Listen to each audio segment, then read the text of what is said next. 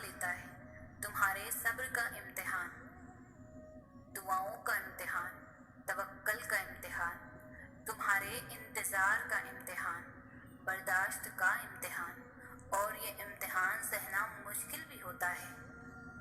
کبھی کبھی ہم تکلیف برداشت نہیں کر پاتے اور اپنی دعاؤں پر توکل کرنا چھوڑ دیتے ہیں۔ درد سہنا مشکل ہو جاتا ہے، طویل انتظار دل کو تھکا دیتا ہے، مگر اللہ تعالیٰ کا امتحان تکلیف دینے کے لیے نہیں ہوتا۔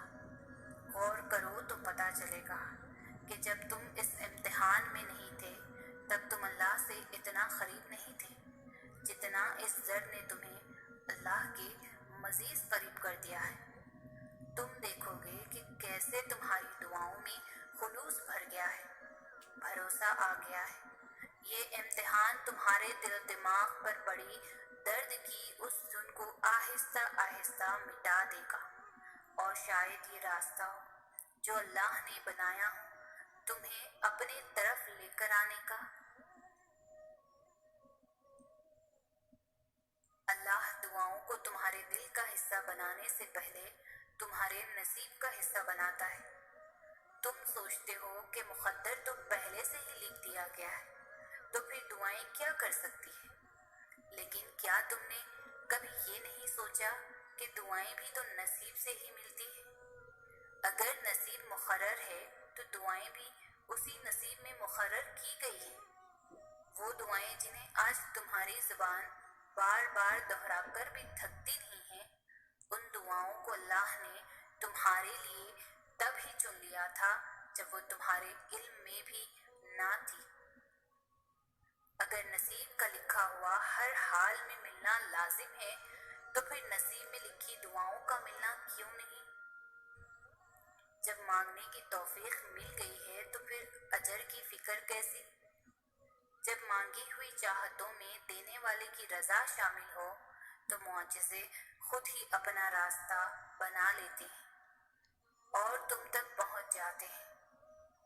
اللہ نے بے وجہ تھوڑی نہ تقدیروں میں دعاؤں کے حصے مخصوص کر رکھے ہوتے ہیں۔ عین ممکن ہے کہ تمہاری رضا کو ہی اللہ تمہارا مقدر بنا چکا ہو، مگر اس کا تمہیں ملنا دعاؤں کے بعد ہی لکھا ہو۔